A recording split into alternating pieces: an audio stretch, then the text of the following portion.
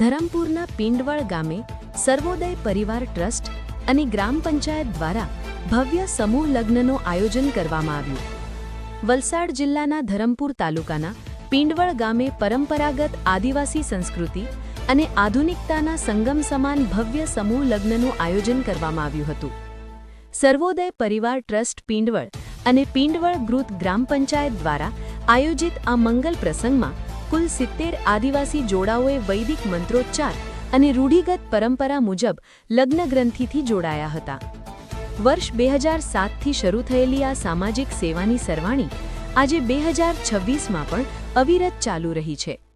આ પ્રસંગે પિંડવળ ગામના સરપંચ શ્રી ઝીણાભાઈ, માજી સરપંચો, ગામના અગ્રણીઓ તેમજ સર્વોદય પરિવાર ટ્રસ્ટના પ્રમુખશ્રી અને અન્ય હોદ્દેદારો ઉપસ્થિત રહી નવદંપતીઓને આશીર્વાદ પાઠવ્યા હતા। આદિવાસી સંસ્કૃતિના પરંપરાગત વાજિંત્રોના તાલે હજારોની મેદની આ લગ્નોત્સવમાં ઉમટી પડી હતી। પંચાયત પિંડવળ દ્વારાથી સર્વોદય પરિવારથી અમે સહકથી ગ્રુપ પંચાયત પિંડવળ દ્વારાથી પંચાયત દ્વારાથી બધા ગામના સહકથી અમે બધા નક્કી કરેલું છે કે આપણે એ ગામમાં આપણે પિંડવળ પંચાયતમાં આપણે સમૂહ લગ્ન રાખી શકાય।